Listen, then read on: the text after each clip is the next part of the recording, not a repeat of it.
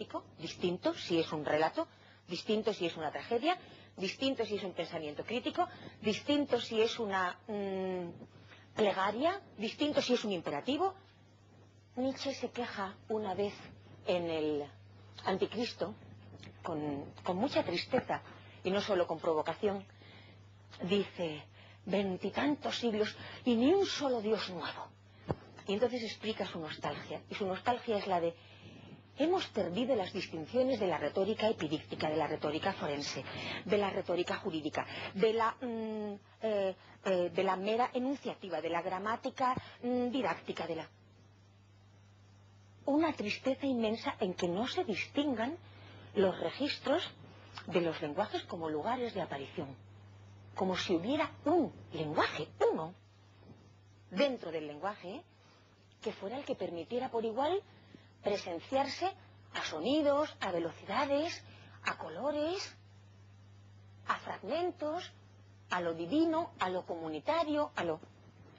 ¿En qué lenguaje se puede manifestar lo necesario, vamos a decirlo del modo más frío, para que no tengamos los problemas de el antropocentrismo y su secularización, lo necesario de lo contingente, lo que se da siempre o la mayoría de las veces como enlace unificador, determinante, posibilitante de lo que se da y podría no darse.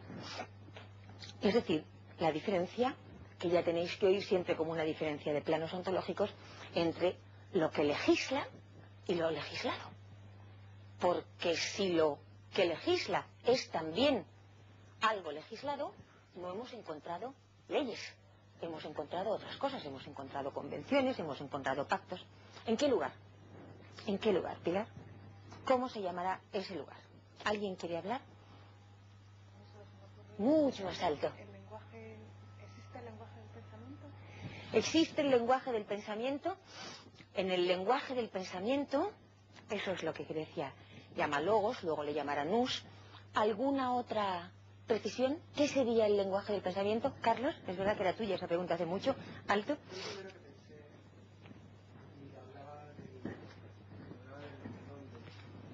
Pensaba en la razón, pero esa racionalidad dentro de la tipología crítica que permitía discutir sus límites y que se expresaría en el lo que pensaba en principio, escuchando todo, pensaba que el estaría en la razón dentro de la tipología limitada que permite discutir sus límites y después escuchando y que se expresa, se hace eso en el lenguaje. ¿Alguien quiere decir algo sobre, perdonadme, sobre eso mismo? ¿Alguien quiere decir algo?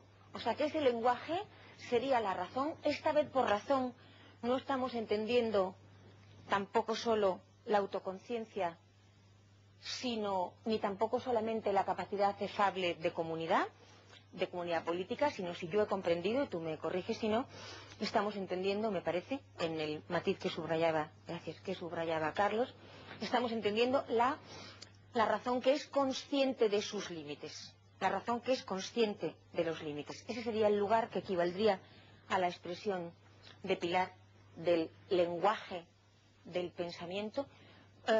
Algunas cuestiones mientras pensáis. ¿Es mejor no usar razón?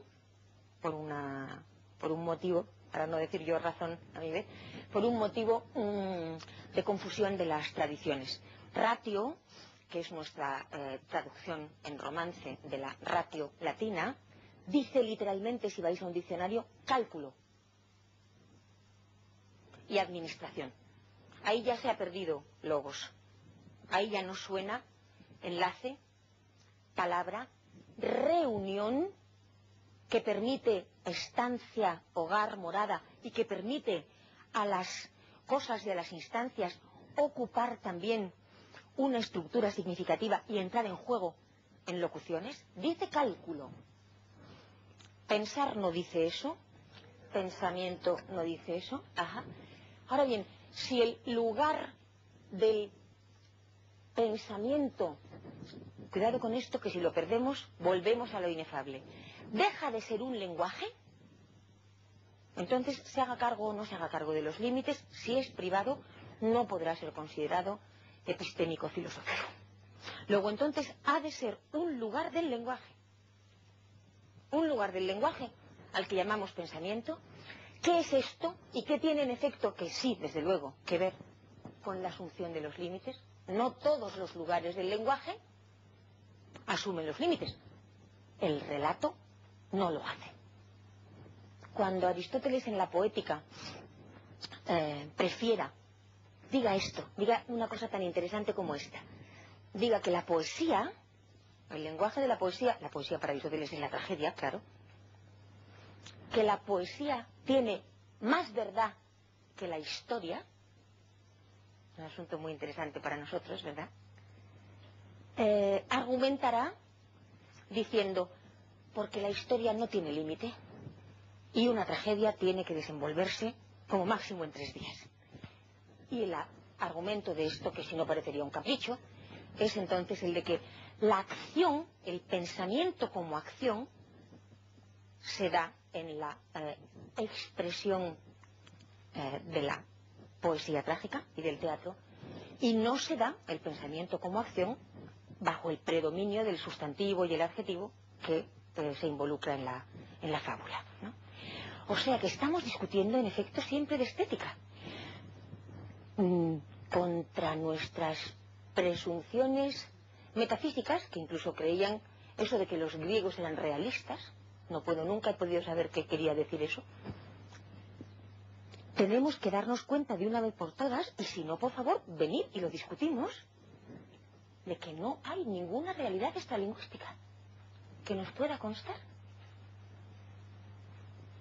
Por lo tanto, entonces, es lógico que discutamos de géneros del lenguaje y que discutamos de estética, pero entonces no estamos discutiendo del país estilo, ni del diseño, ni del hipercapital de las subastas. Sin criterio, no. Sino que hablar aquí de cuáles son los lenguajes involucrados, desde luego significa hablar de pensamiento. Hay muchas más cosas que decir en relación a esto. No podemos seguir ahora, si importa que tengáis en cuenta la pregunta, que no la cerréis. ¿Qué condiciones de posibilidad, muchas hay ya, que hemos ido viendo, que hemos ido más bien entreviendo, que permitirían saber que ese lugar del lenguaje que tiene que ver con el pensamiento y con la admisión de los límites no es cualquier lugar? Los presocráticos irán declinando, esto sí lo advierto ya para que lo notemos, aunque no lo investiguemos ahora, que tiene que ver con la amistad. Eso lo hemos sabido en parte. Empédocles dirá que ese lugar solo tiene que ver con la filia y con el amor, pero con el amor de la amistad. Anaxágoras dirá que tiene que ver con